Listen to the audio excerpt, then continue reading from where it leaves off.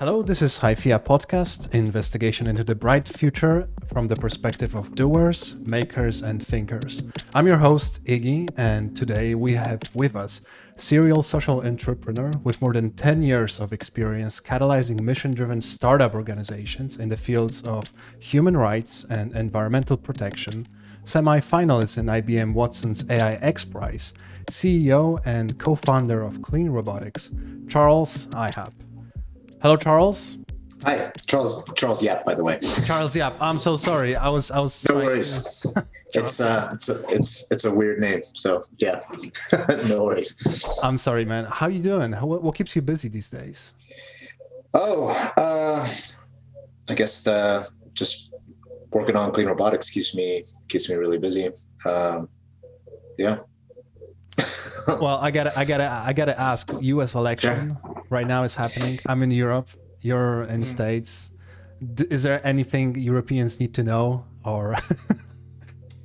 I just keep watching it. I mean, it's turning into a real mess, and we'll see how the chips land. But it's really, really interesting times from a democratic electoral process point of view. Yeah, it's something that we're watching closely because. We're optimistic that a Biden administration would be much more proactive from a climate change and solid waste management point of view.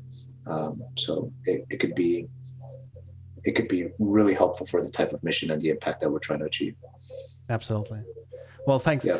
Although interestingly, the Trump administration has made significant strides in organic waste management, which is might be surprising to some.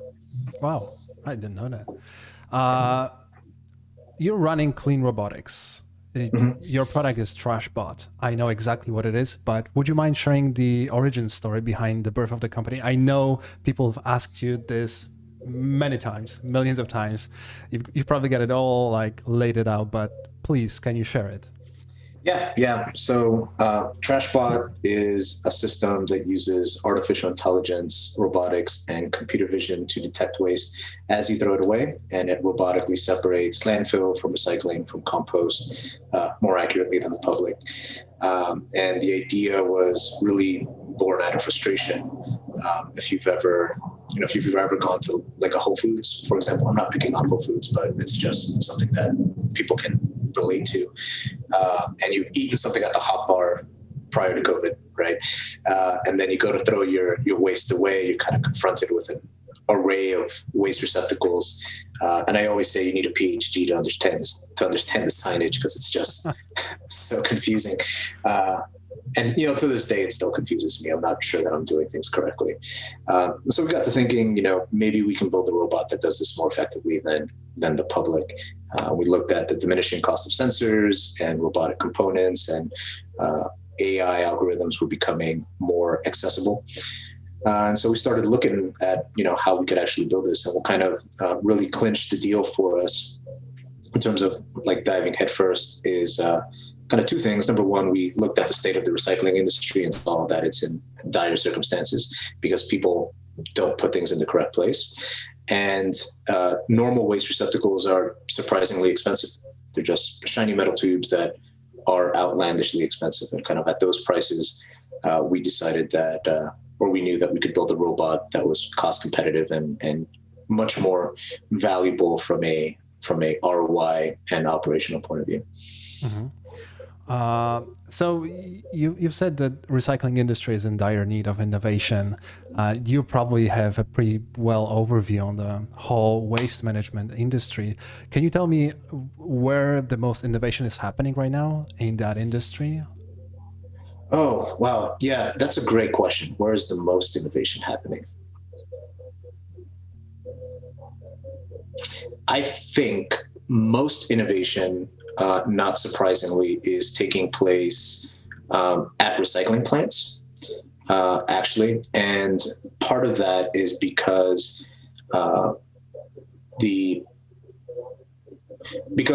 recycling plant managers think that that's where innovation should happen, and that's kind of where the money tends to flow to. I think the most interesting innovation is actually happening outside of recycling plants. So there's kind of two things happening, right? There's people that say, we need to be dealing with waste at the industrial level, and like the industrial level is the recycling plant. And because that's what they understand, they're funneling money in that direction.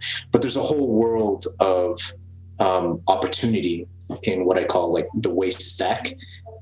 Anytime waste changes hands or changes receptacles. So beginning where we are, right, when people throw something away, there's a lot of value there. And then I think there's value to be had at every stage after that, up to the recycling plant, and then also after the recycling plant.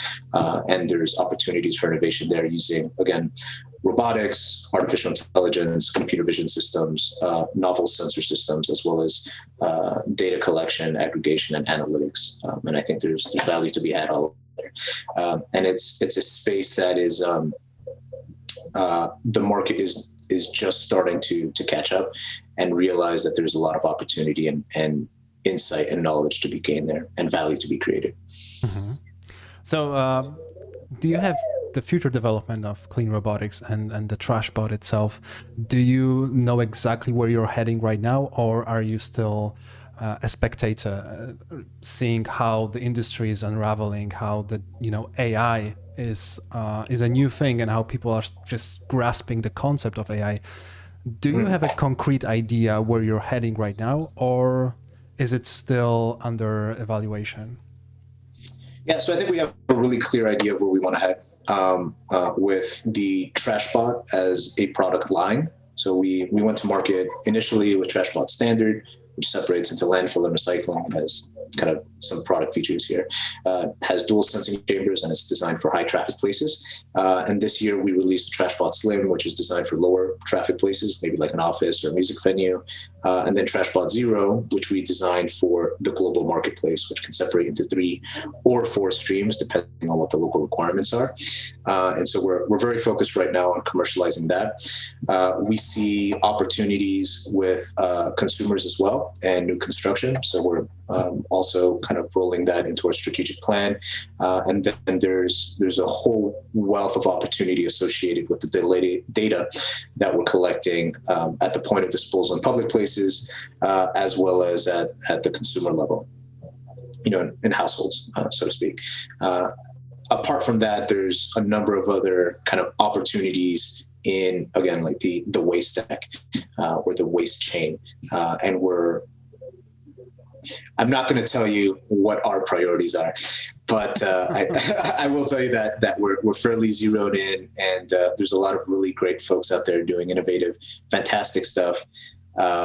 And we've narrowed in on 2 sectors that are still kind of blue sky, and no one's really tried to venture into yet. Mm-hmm. You've mentioned a few times about the sensors, AI, and I totally get the priorities are to be kept secret at this point. But sorry about that. No problem. When I was watching a few videos where you've been speaking about AI, I remember I asked you this already about the difficulties to explain AI to people. Do you still struggle with that? Do you feel like AI is badly marketed, and that's the first part of the question. You can go ahead, man. Like, what's the state of AI? Yeah, I mean, I think it kind of depends on the audience, right? And it depends how deep they want to go into it. Typically, if it's like a sales call, people want to know that it works and they just want a peek under the hood, kind of like some accessible explanation. But if you're talking with someone that really wants to fully understand AI and its potential, then yeah, it can get complicated, especially if they have limited expertise, because there's a lot of misinformation going around. It's kind of hard to tease out the difference between AI, machine learning, statistics, and then there's a whole world of media and science fiction and hype and fear mongering that kind of rolls into the conversation. So yeah, it can be a challenge. It can definitely be a challenge. Well, just to follow up on the question, the AI and its role in climate change and climate action, because I think that's the upcoming discussion. Once we start to understand AI more and understand data, do you see the role of AI? Let's say we have maybe not a conscious AI, but very advanced AI. Mhm. Do you see that happening in the near future where AI has more responsibilities? Like, I certainly hope so. So, I mean, I think we have to consider the state of the art with AI, and you know, one of the confounding kind of factors is that people think of AI and they think of like a movie, like a Skynet or some other really generalized hyper intelligent AI that can do all kinds of scary stuff or really cool things. But the state of AI today is really a tool, right? It's something that is very limited in its capacity to think for itself or like to kind of color outside the boxes. And it really just augments human capabilities. And so the state of it today is something that I think can be really powerful in helping confront climate change from the point of view where it can identify patterns and low-hanging fruit and accessible opportunities to mitigate the impacts of climate change. From mining satellite imagery or sensor data around the world to say this is where the most pollution is happening, or these are locations most vulnerable to rising sea levels, or these are sectors that when the next superstorm hits are going to be, raised and leveled. And so from that point of view, it can really be a powerful tool to help humanity address the most severe impacts of climate change, and also position state actors, non-state actors, and NGOs to take proactive measures to, again, mitigate the growing threats and the causes of climate change as well. And it's something that we're actually seeing. So, for example, there is a company, like I can't pronounce the name, out of China that puts sensors on top of taxis. And the sensors are sampling air quality around cities, right? And they're giving a dynamic live stream view of air quality around cities in China. So this has like a number of implications, right? You can manage the respiratory health of the population, which is, super important during a pandemic like COVID that impacts the lungs. And even outside of the pandemic, it's still really important. It also allows government agencies to regulate the polluters in those areas, right? So if now you're able to map the hotspots, you can say, okay, which factories are close by, right? You can tell these factories that you guys got to shut down until the air clears up, or you have to find a way to regulate your emissions in a way that's more effective. And now you have a dynamic way powered by AI and data and analytics to again confront the causes of climate change. It's interesting that such a granular level of detail when it comes to data. Yeah.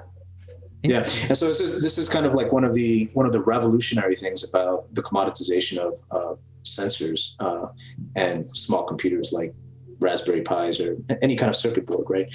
This sort of thing was impossible, 30 years ago, right? Because it was just too expensive to do.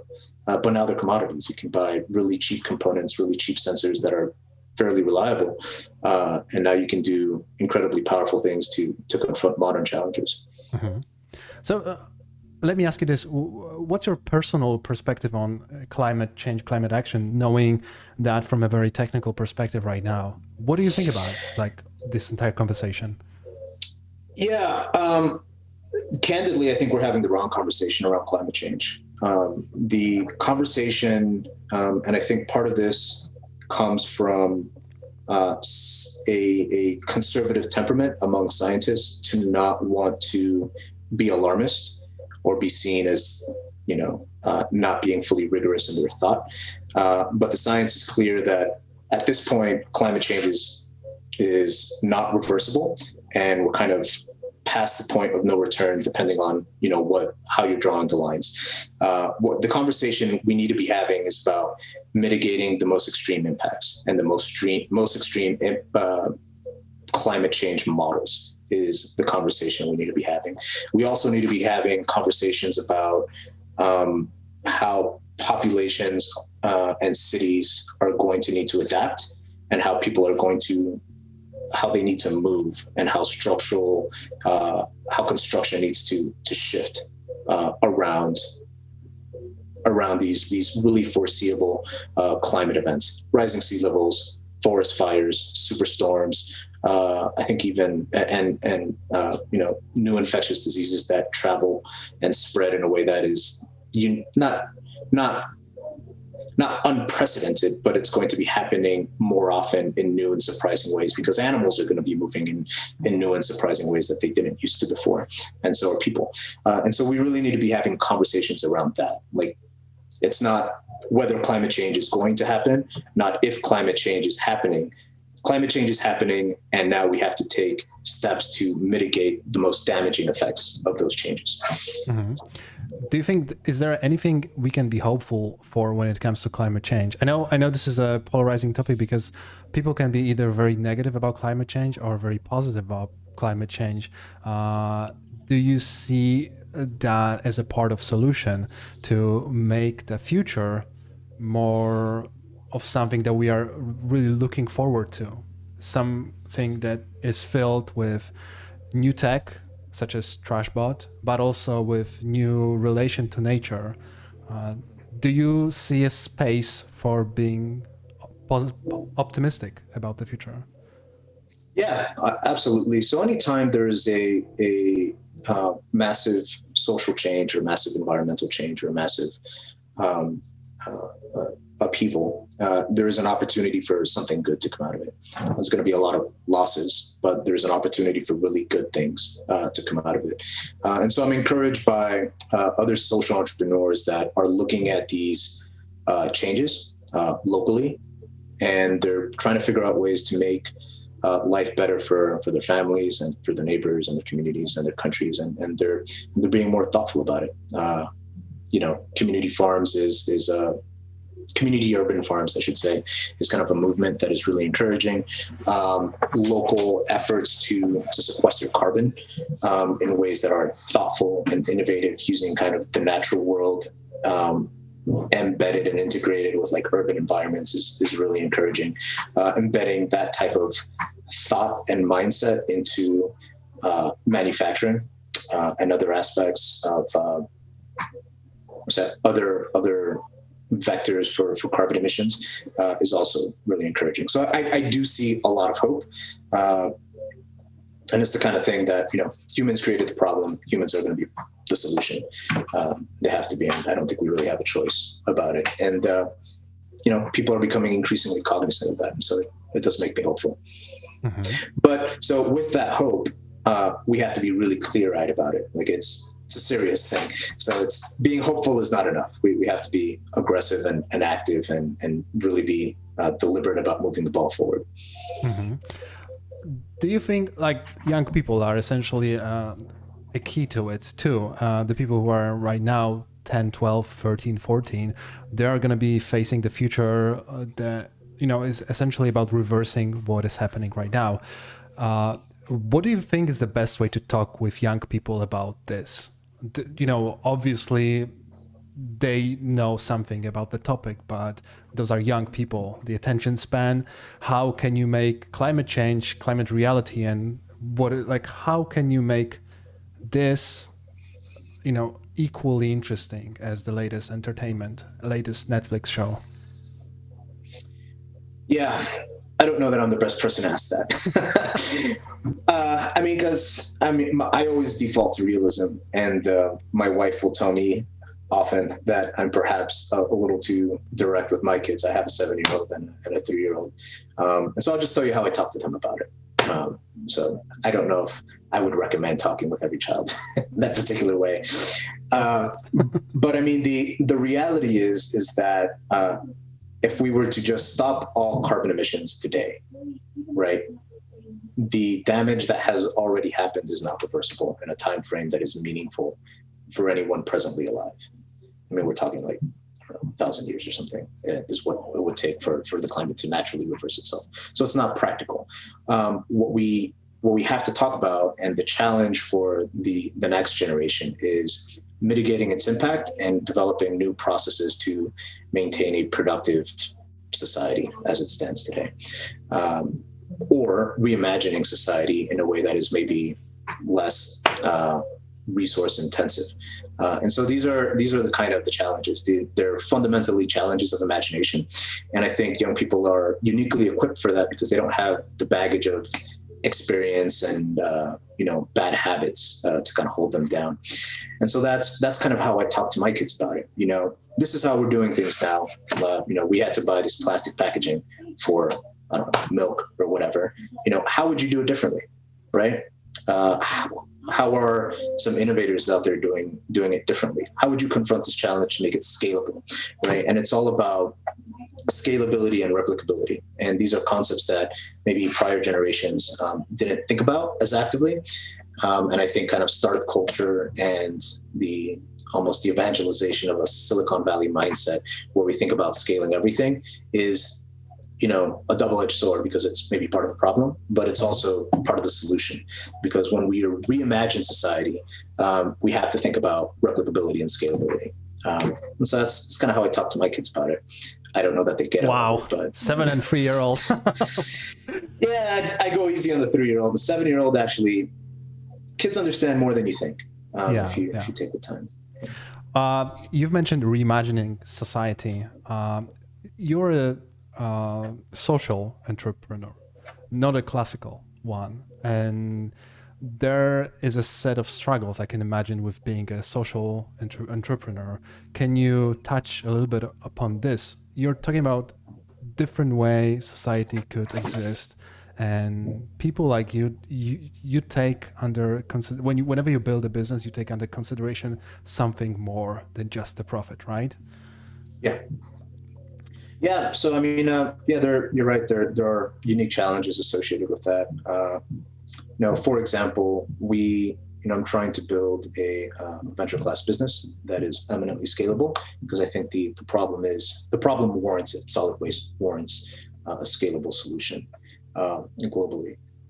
And one of the challenges that we run into when we talk with, for example, like a venture capitalist, is that they think that having an environmental motive and a social motive is fundamentally at odds with the profit motive, and that you can't be trying to make a profit while you're also concerned about these other things. And I fundamentally disagree with that perspective. I think business can be a powerful force for good if you're deliberate about it, right? And it really just means having a business model that fully aligns with that mission. And I think we've been able to do that.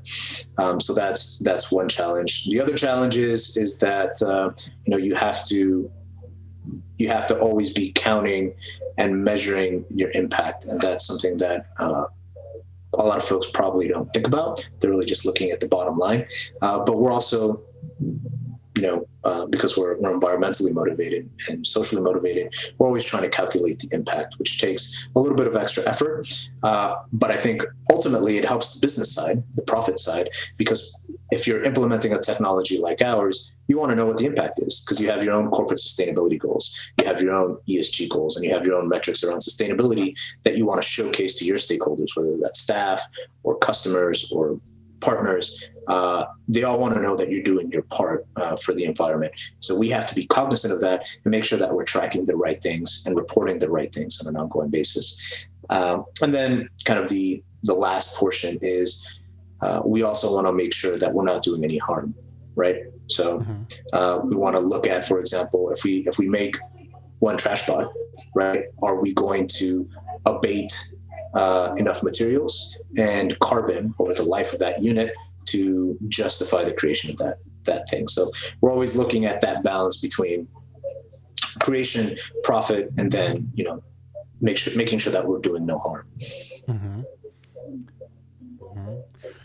Let me ask you this: do you see climate solutions as business opportunities for people who are looking right now, like social, like entrepreneurial ideas as a part of the climate change? Do you think marketing climate change as business opportunities is a good idea, or do you think so?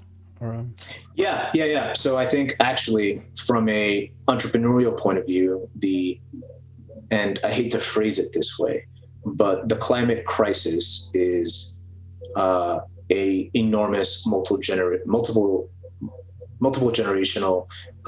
business opportunity, because the upheaval is going to upend so many industries and create so much risk for traditional industries and new industries that just the mitigation of that is going to be an enormous market opportunity. So, I mean, if we just take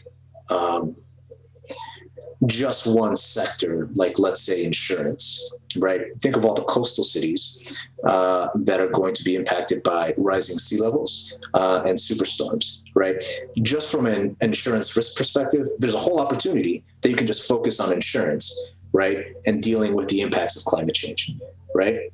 Whether that's assessing critical infrastructure and its resilience to those impacts, or reevaluating housing codes and developing new housing codes and developing new materials and construction methodologies to meet that risk. All of this, I mean, these are just a handful of things that I'm thinking of, like, as I sit here, but all of this is an enormous opportunity.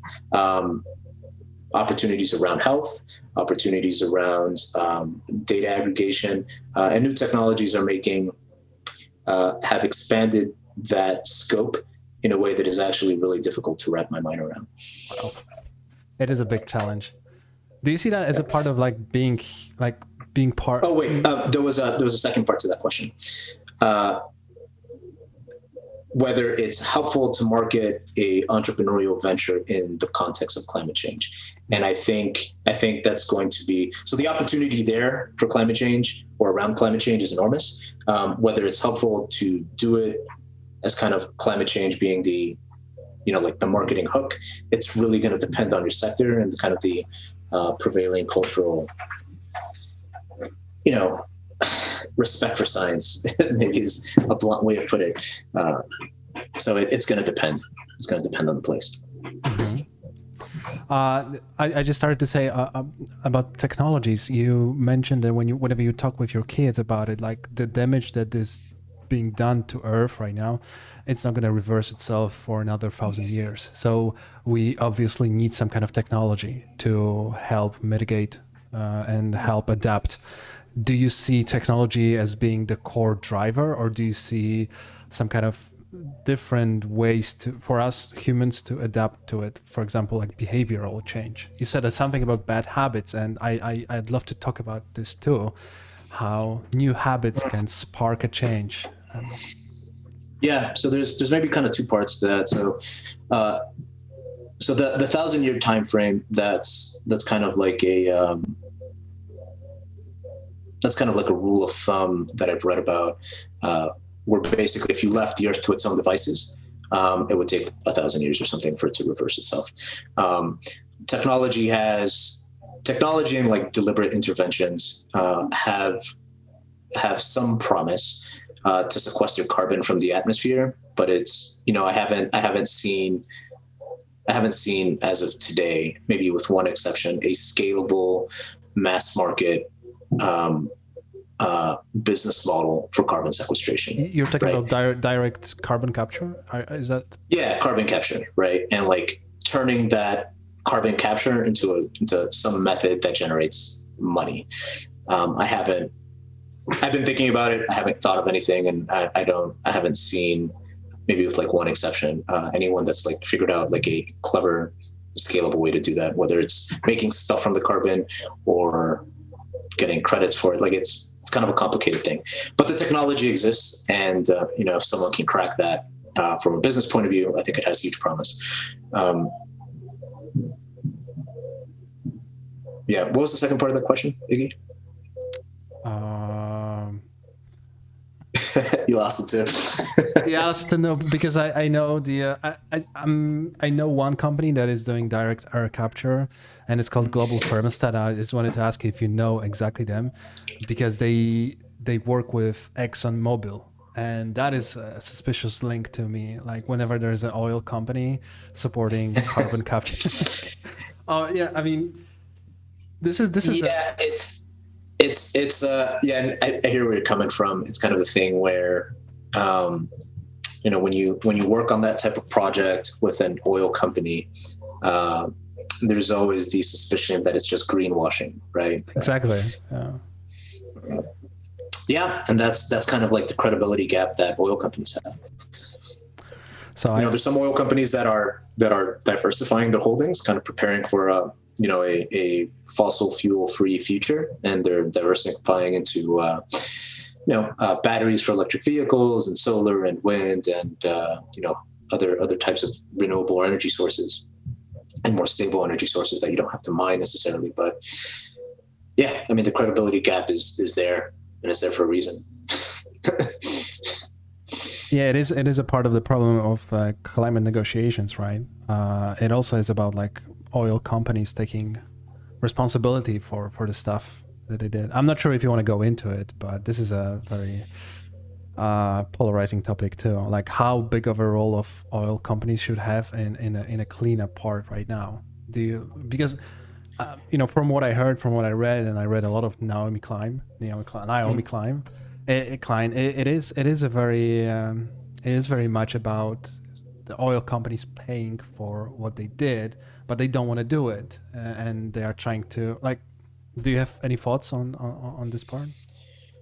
Yeah, I mean, I think the core business model is around oil, right? And either using it as an input for plastics or for fossil fuels, and they have a conflict of interest in replacing themselves and in making themselves obsolete, which was just a fundamental issue. And so here we have to kind of look to innovators to find solutions that are alternatives and kind of do things the hard way and the free market way. And it becomes challenging because they have, for all intents and purposes, like limitless resources to undermine innovation, especially if it makes them obsolete. And that's a business challenge and a regulatory challenge. And I think regulators have a role to play as well, which, as you said, is controversial, right? It is. And it can also be done, frankly, in a way that uses the free market. So there's, at least in the United States, I don't know if this is true elsewhere, but fossil fuel technologies still receive government support and subsidies, whereas renewable sources or kind of alternatives to plastics and fossil inputs aren't receiving those subsidies. So I mean, if you wanted to make an argument that the kind of incumbent technologies are more cost effective, prove it by removing the subsidies, and we'll see who emerges on top. Do you think people just don't? I mean, obviously people know this stuff. Like people who pull the plugs on stuff like this, they know the science, they know the reality of it, they know they're not going to be able to eat money. Is this like, what's going on? I literally have no idea. Why is this taking so long? It's been like 30 years of negotiations. Like everybody knows what's going on, and this is we're getting into conspiracy theories, but but the point is, I just like, we have a problem, we know solutions. Let's do it, right? Yeah, that's it. Yeah, and this is I think it's going to take a generation of really gritty, dedicated and motivated and creative social entrepreneurs to do it. Like we can't meaningfully rely on incumbents and earlier generations and the existing powers that be to do it for us. Like it's going to take like some new blood innovating ruthlessly and relentlessly and just pushing things to market. That's what it's going to take. I'm in the United States, and I've kind of watched the private sector really take up the banner around sustainability and the environment, and not just in the United States, but around the world, because you can't, governments change and you can't always rely on them to make the right choice. And oftentimes regulators don't know what they're talking about. And so I keep coming back to this notion that, private enterprise can be a powerful force for good. And I'm seeing that happen. I think we are at a unique moment in time where information around, omnipresent hazards are, they're everywhere. Like people can read about this, and the world wants to save itself. and people are stepping up to the plate to do it. Do you do a lot of hiking, sports? Are you an active person? Yeah. I try to be. What's your poison? What do you do? Oh, well, I really like doing martial arts, actually. And I've been hiking a lot with my family too. We just got a dog, and she needs to walk a lot, so we've been hiking a lot with her and the kids and my wife. So yeah, I live in Colorado, which is kind of the perfect place for hiking. So we do a lot of that. Nice. I see a lot of that, where people who really, care about the environment and work in the industry of sustainability, they are active people. They just have opportunities to see nature around them all the time, and just they want to take action to it. Yeah, it's interesting that you mentioned that. I don't know that I draw a lot of personal inspiration from nature, which is kind of like I suppose, an unusual thing to say. I'd say my co-founder definitely draws a lot of inspiration from nature, as well as other folks that I work with. But I personally don't. I don't go outside and see like a piece of garbage on the ground and I think, man, I just got to work harder on trash bag. You don't? I don't have that sequence of thoughts. It happen. I just pick it up, maybe, but yeah, I don't. It's not how it works for me. So how does it work for you? Where do you get inspired? I don't know. I think there's just maybe something wrong with my brain. I've always just been like a social entrepreneur. This is just what I'm wired to do. It's what I'm always going to be doing. Well, man. Well, thank you for your service, man. You're really helping to change the world, make it a better place.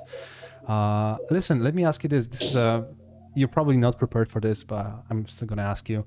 If given a chance for 30 seconds of 100% focus of every human on the planet, undivided attention, what would you say? Oh, man. I am not prepared for that. What was your first thought? What did you think about?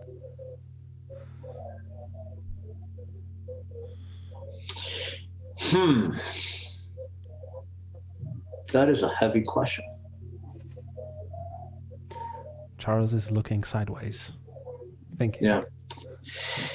Yeah, I don't know. I mean, there's just a lot of unique problems that we're facing. I think what I would say is that we are facing unprecedented problems in human history around our old ways of doing things. And we have hit the limits of our biology and our natural environment, and we need to start working together to kind of address these challenges from a collaborative, trusting point of view, because we can't do this individually. We have to work together, and we have to trust each other, because you can't think for yourself on every topic 100% of the time. We have to be trusting and thoughtful enough to work together and collaboratively. That is a hell of a question to spread on me, Iggy. Yeah, but you made it work. Unity. Maybe. Unity maybe. Too. Yeah, maybe not unity, but definitely collaboration. I don't know that we need to agree on everything, but we need to be working together. Well, do you think like changing the way our governments work, is this something? Because there are attempts like United Nations. There are attempts to like create some kind of unifying body so we can get rid of borders. Do you see that as a positive thing, or do you feel like people need to have like their sense of identity, and it cannot be like this is a global, we are on the one globe, we're all humans, and we are divided into those different teams. I don't get it personally. Yeah, no, I think there's strength in diversity, actually. And I think if we're able to channel the positive aspects of these kind of identities, you can get a lot of good that comes from it. I don't support like a world government. I think the potential for abuse and inefficiency and kind of unintended consequences is too dire. I just see a lot of potential downside. But I do think that we need to figure out a way to understand the realities of the information age and understand the realities of, what I think the new age that is kind of dawning on us, which is like the age of artificial intelligence. One of the things I've been thinking about a lot lately is that the West is reckoning with a lot of, previously unanticipated weaknesses in like our system of doing things. So AI and social media and mass information has kind of pushed us to the limits of our biology intellectually. So if you think about it, our brains evolved over millions of years, right? And the amount of information that we would process was pre-Gutenberg press levels of information, pre-books, right? And in a single day, I can process more complex information than maybe someone would process up to the age of like 50 in their whole lifetime prior to the Gutenberg press, right? In a single day. It's like overwhelming. Then if you start factoring kind of adversarial AIs and bots that augment the most extreme voices in society, we're at a place where our values and our traditional way of doing things have hit their limitations too. And we're not having conversations around the limitations of our biology, the limitations of our values, the limitations of our political systems. And we're hitting that wall pretty hard nowadays. And we need to start, I think, engaging with these limitations in a way that's thoughtful, deliberate, and meaningful, so that we can manage that noise, which isn't going anywhere, and figure out ways to work more collaboratively with each other in a way that's fundamentally more trusting. And so, I think it definitely dovetails with kind of the challenges around governance and democratic self-rule and freedom of information and freedom of the press that we value so much in kind of the Western world, so to speak. Mm-hmm. That's a long way to say we need to chill out. It is. It's I feel like I went off on some wild tangents. No. I like the limit. I like the limit thing you've said, because when you said that the amount of information you're processing in a single day is something that somebody years ago would process, throughout the entire life. This is exactly what's happening with me sometimes. I would just play free, podcasts at the same time while reading an article, while doing a work, and my brain is kind of getting hooked and getting addicted to the amount of information. I think this is about information at this point, and this project also it is an attempt to kind of control the information that is going out there, because I know how powerful information can be as a tool, and it can be it can be used as a weapon. Like people can be very polarized by a concept that is not true, that is said to not be true, but it exists as a concept. And I think that's really scary, that you can have this immense problem, this huge challenge, and just because the information is not put in the right way, you can do bad stuff to humanity just because because the information is not out there. So I think we're hitting limits too. The thing is, what can we do? Like, we are tool making animal, right? Like, we make technology all the time and we kind of replicate, and like are you going to Mars? Like, would you go to Mars? Like, is that me? Yeah. Yeah, yes, I would. My wife would kill me, but yeah, I'd be up for that. I think about it. I joke about it with my co-founders sometimes. Like, this Mars mission, if they start building like a colony and settlements on Mars and the Moon and other celestial bodies, they're going to be generating waste. And they, I always think they should be starting on the right foot and not make the same mistakes as Earth, right? Oh yeah. Are you talking with Elon right now about this? No. If you know him, I'd love an intro. Oh, of course. I'm just going to send an email to him. It's probably elon@spacex.com. It might be. That's not a bad guess, actually. Well, I think that's a good observation. I see myself being on a planet, on a different planet, just sometimes in the future. But I don't know where I heard that, but somebody said that traveling in a spaceship is kind of like being it's a very cramped up small space that it is such an incredibly uncomfortable experience, and then you're on a different planet and there's no way out. You cannot leave the place. There's like you have to go out with the oxygen. It's like I love the idea. It's romantic. Can you imagine that you just wake up, have a coffee? Are you a coffee drinker? Yeah, big coffee drinker. You have a coffee, and the Mount Olympus. You don't even see the top of it because it's so big. Did you know that there's like there's a mountain on Mars? Yeah, the peak of Mount Olympus is the Mount Olympus. It's so big that the curvature of the Mars, like you cannot see the peak when you stand at the bottom of it. Like really, it blew my mind. Like how big is that? How many? Do you know how many meters or feet? You're probably thinking meters. You know. Yeah, like Mount Olympus. Mount Olympus. It is. Wait, not the Greek one. Mars.